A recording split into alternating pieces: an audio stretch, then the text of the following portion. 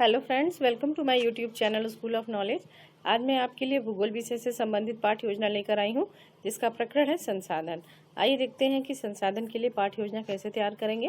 तो इसके लिए हम सबसे ऊपर लिखते हैं पाठ्य योजना संख्या, फिर देते हैं, अगर आप छात्र अध्यापक हैं तो लिखेंगे छात्र अध्यापक का नाम, और यदि आप छात्र अध्यापिका हैं तो लिखेंगी छात्र अध्यापिका का नाम। फिर लिखते हैं विद्यालय का नाम। विद्यालय का नाम वो होता है जहाँ पे हम ट्रेनिंग लेते हैं, ठीक है। उसके बाद हम इस तरह से एक टेबल बनाते हैं जिसके अंतर्गत इन 6 बिंदुओं को लिखा जाता है। तो पहला बिंदु होता है दिनांक। दिनांक वो दिनांक होगा जिस दिन आप ये शिक्षण कार्य करेंगे। फिर कक्षा, तो कक्षा 8 के लिए बना है। विषय हमारा सामाजिक विज्ञान है। उपविषय भूगोल है। चक्र 7वां पीरियड है और अवधि जो है 40 मिनट की होती है। तो ये 6 पॉइंट्स लिखे जाते हैं। उसके बाद हम लिखते हैं प्रकरण। तो प्रकरण है हमारा संसाधन। प्रकरण के बाद लिखा जाता है उद्देश्य। तो उद्देश्य जो है दो तरह के दिए जाते हैं, एक सामान्य उद्देश्य और एक विशिष्ट उद्देश्य। तो जो सामान्य उद्देश्य होता है वो आपके भूगोल विषय से संबंधित होता है। तो इसके अंतर्गत हम 4 से 6 बिंदुओं को देते हैं। तो जैसे हमने पहला दिया है कि छात्रों में भूगोल विषय के प्रति रुचि उत्पन्न करना। दूसरा, छात्रों को भूगोल संबंधित तथ्यों की जानकारी देना। तीसरा, छात्रों को भौगोलिक परिस्थितियों के अनुसार जीवन जीने का ज्ञान प्रदान करना। चौथा है छात्रों को का सामाजिक व मानसिक विकास करना। पांचवा, छात्रों को प्राकृतिक सौंदर्य का ज्ञान प्रदान करना। और छठा है छात्रों को सामाजिक विज्ञान की उपयोगिता को बताना। तो इस तरह से हम 4 से 6 सामान्य उद्देश्य देते हैं। उसका नंबर आता है विशिष्ट उद्देश्य का। विशिष्ट उद्देश्य में 3 तरह के उद्देश्य की चर्चा करेंगे। तो पहला उद्देश्य है वो है ज्ञानात्मक उद्देश्य, जैसा कि नाम से स्पष्ट है। विशिष्ट उद्देश्य वैसे भी जो है हम प्रकरण के लिए देते हैं।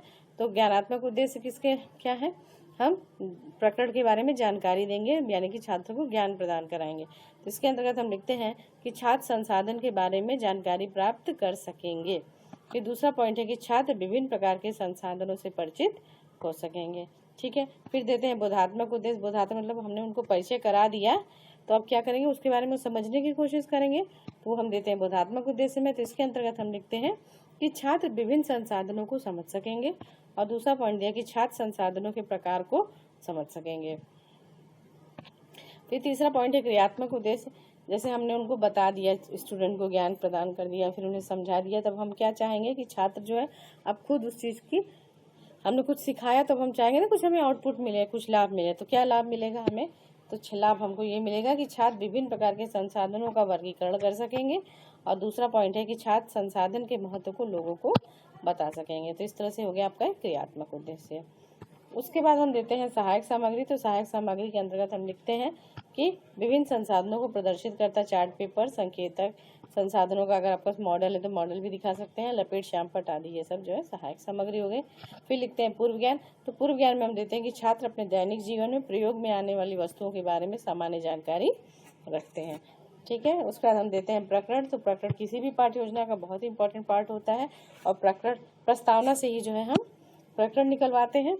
आइए देखते हैं कि पाठ्य योजना के लिए प्रकरण कैसे निकलवाएंगे।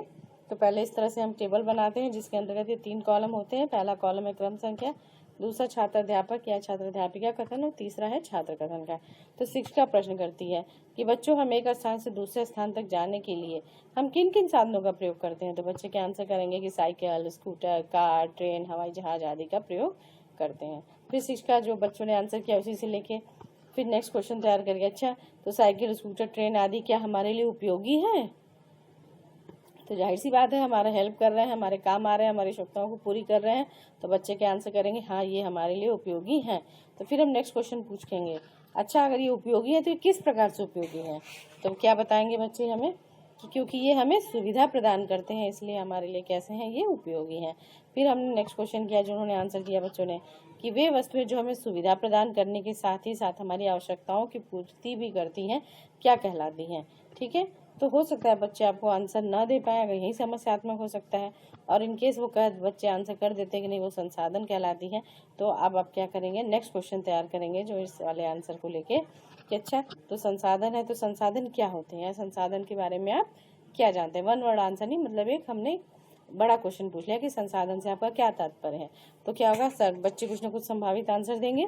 संभावित आंसर देने के बाद बच्चे एक पल में मौन हो जाएंगे कुछ क्षण के बाद, तो वो क्या हो गया, उनके लिए समस्यात्मक हो जाएगा। जब समस्यात्मक हो जाएगा तो हम क्या करेंगे, उद्देश्य कथन लिखेंगे कि छात्रों, आज हम लोग भूगोल विषय के अंतर्गत संसाधन नामक पाठ का विस्तृत अध्ययन करेंगे, ठीक है। उसका नंबर आता है पाठ प्रस्तुतिकरण का। तो पाठ प्रस्तुतिकरण इस तरह से करते हैं, इसमें जिस तरह से हम टेबल बनाएंगे जिसमें 5 कॉलम होंगे। तो पहला कॉलम है क्रम संख्या, दूसरा है शिक्षण बिंदु, तीसरा छात्र अध्यापक या छात्र अध्यापिका कथन, चौथा है छात्र कथन और पांचवा है श्याम पटकारे का। तो पहला शिक्षण बिंदु है संसाधन। संसाधन का अर्थ। शिक्षिका प्रश्न करती है कि संसाधन से क्या तात्पर्य है। बच्चे मौन हो गए, समस्यात्मक हो गया। तो जब समस्यात्मक हो जाएगा तो शिक्षिका क्या करेगी, स्पष्टीकरण देगी। तो क्या स्पष्टीकरण देती है कि वस्तु या पदार्थ जिसकी उपयोगिता हो संसाधन कहलाते हैं। दूसरे शब्दों में संसाधन होते नहीं हैं, बल्कि प्रकृति में उपहार स्वरूप उपलब्ध विभिन्न वस्तुओं को मनुष्य अपने ज्ञान और तकनीकी के प्रयोग से उसे अपने लिए उपयोगी बनाता है। जैसे कि धरती पर कोयला लाखों वर्षों से था, परंतु कोयला तब संसाधन कहा जाने लगा जब उस मनुष्य ने उससे आग उत्पन्न करने की क्षमता खोज की। ठीक है, उसके साथ ही साथ क्या लिखा, कुछ संसाधनों का आर्थिक मूल्य होता है जबकि कुछ संसाधनों का आर्थिक मूल्य नहीं होता है। ठीक है, उसका बाद श्यामपट पे भी लिख के बता दिया कि संसाधन क्या है, वस्तु या पदार्थ जिसकी उपयोगिता हो संसाधन कहलाते हैं। और क्या दे दिया कि धातु, फसलों, वस्तुओं आदि का आर्थिक मूल्य होता है, मतलब जिसको बेच के हमें पैसा मिलता है वो हमारा आर्थिक मूल्य वाली चीज हो गई। ठीक है, फिर और क्या दे दिया कि पर्वतीय भाग या मरुस्थल का आर्थिक मूल्य नहीं होता। जाहिर सी बात है, हम पर्वत को बेच नहीं सकते हैं, मरुस्थल है मतलब कोई चीज जमीन है तो हम नहीं बेच सकते ना, तो हमारे लिए वो आर्थिक वैल्यू उसकी नहीं है। लेकिन अगर उस पर्वत पर कोई जड़ी बूटी उग रही है, कोई पेड़ पौधा उग रहा है तो उसका आर्थिक वैल्यू होगा। ठीक है, उसका हम इससे संबंधित बोधात्मक प्रश्न पूछ लेंगे कि वस्तु या पदार्थ जिसकी उपयोगिता हो क्या कहे जाते हैं। तो बच्चे क्या आंसर कर देंगे, संसाधन कहे जाते हैं। फिर पूछ लिया क्या धातुओं की आर्थिक मूल्य होता है, तो बच्चे क्या कर देंगे कि हाँ धातुओं का आर्थिक मूल्य होता है। फिर हम दूसरा प्रश्न शिक्षण बिंदु लेंगे। दूसरा शिक्षण बिंदु है संसाधनों के प्रकार। तो इससे पहले हम एक विकासात्मक प्रश्न पूछ लेंगे बच्चों से एक दो कि अच्छा बच्चों बताओ प्रकृति द्वारा दिए गए संसाधन कौन कौन से हैं। तो बच्चे आंसर कर देंगे कि पेड़ पौधे, नदियाँ, पर्वत आदि जो है हमारे संसाधन है। ठीक है, तो फिर शिक्षिका दूसरा प्रश्न पूछेगी कि कार, बस, ट्रेन आदि क्या प्रकृति द्वारा दिए गए संसाधन है। तो बच्चे क्या आंसर करेंगे कि नहीं। क्यों नहीं करेंगे, क्योंकि ये मनुष्य द्वारा बनाए गए हैं। ठीक है, उसके बाद हमको अगला क्वेश्चन पूछ दिया बच्चों से, अच्छा तो बताइए संसाधन कितने प्रकार के होते हैं।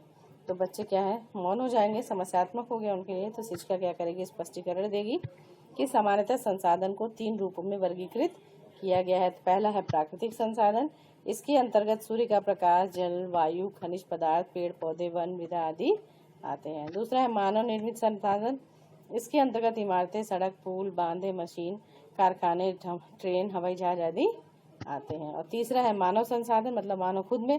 तो लिखता है कि इसमें मनुष्य स्वयं भी एक विशेष प्रकार का संसाधन है, अतः लोगों को मानव संसाधन कहा जाता है। तो इस तरह से हमने ये पॉइंट बता दिया संसाधन के प्रकार। फिर साथ ही साथ इसको हम इधर श्यामपट पे भी बच्चों को लिख के दिखा देंगे कि संसाधन 3 प्रकार के होते हैं, प्राकृतिक संसाधन, मानव निर्मित संसाधन और मानव संसाधन।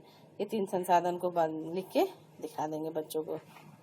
उसके बाद बता देंगे कि वे संसाधन जो प्रकृति उपहार स्वरूप मिलते हैं, उपलब्ध है, वो कौन से संसाधन कहे जाते हैं, प्राकृतिक संसाधन कहे जाते हैं। फिर मानव निर्मित के लिए लिख दिया कि वे संसाधन जो मानव द्वारा निर्मित किए जाते हैं मानव निर्मित संसाधन कहे जाते हैं। ठीक है, और मानव संसाधन तो मानव स्वयं ही निर्मित है। उसका तीसरा है विकासात्मक प्रश्न, इससे रिलेटेड तीसरा शिक्षण बिंदु है संसाधन संरक्षण। तो इससे रिलेटेड विकासात्मक प्रश्न पूछ लेंगे कि अच्छा कुछ प्राकृतिक संसाधनों के नाम बताइए। तो बच्चे आंसर कर देंगे कि जल, पेड़ पौधे, वायु आदि जो है प्राकृतिक संसाधन है। फिर पूछ लिया कि यदि पृथ्वी पर जल न हो तो हमारा जीवन कैसा हो जाएगा। तो बच्चे क्या आंसर करेंगे कि हमारा जीवन संकट में पड़ जाएगा। तो फिर हम नेक्स्ट क्वेश्चन पूछेंगे बच्चों से, अच्छा तो बच्चों ये बताओ संसाधन संरक्षण से क्या तात्पर्य, आप संसाधन संरक्षण के बारे में क्या जानते हैं। तो बच्चे क्या हो जाएंगे, मौन हो जाएंगे, समस्यात्मक हो गया। तो हम क्या करेंगे, फिर स्पष्टीकरण देगी शिक्षिका।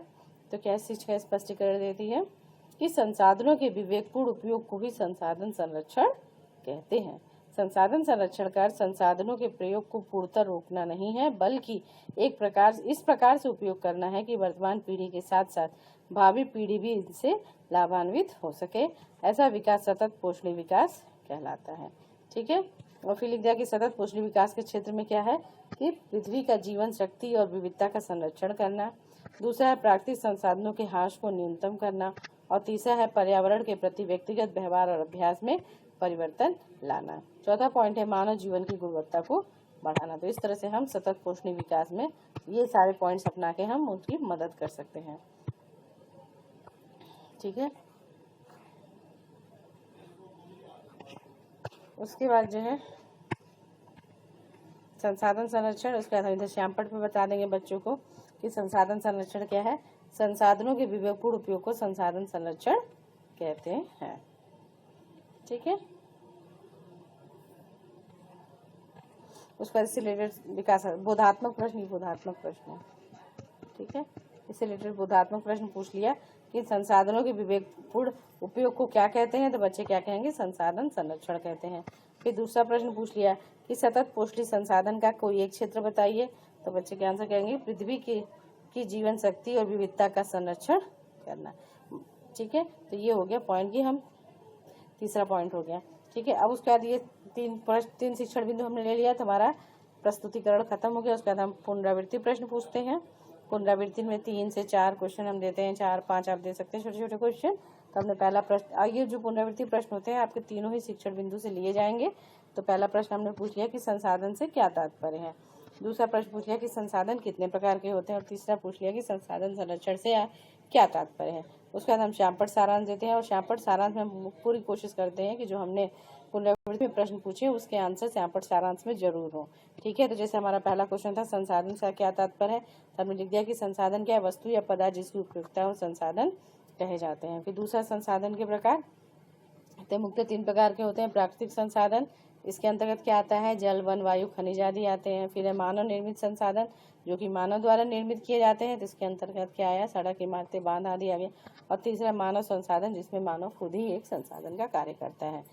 ठीक है, उसके बाद संसाधन संरक्षण की बात हो रही है। तो संसाधन संरक्षण क्या है, संसाधनों के विवेकपूर्ण उपयोग को भी संसाधन संरक्षण कहते हैं। तो ये तीनों पॉइंट हो गए। उसके बाद हम गृह कार्य दे देते हैं बच्चों को कि हमने क्वेश्चन दे दिया बच्चों को कि संसाधन किसे कहते हैं तथा ये कितने प्रकार के होते हैं, याद करके आना है। तो फ्रेंड्स, ये थी हमारी आज की पाठ्य योजना संसाधन। फ्रेंड्स, आपकी पाठ्य योजना कैसी लगी प्लीज़ कमेंट करके जरूर बताइएगा। अगर आपको अच्छी लगी है तो प्लीज़ इसे लाइक करें, शेयर करें और मेरे चैनल को सब्सक्राइब करें। नेक्स्ट वीडियो में आपसे फिर मुलाकात होगी, तब तक के लिए आप अपना ध्यान रखें। Take care, bye.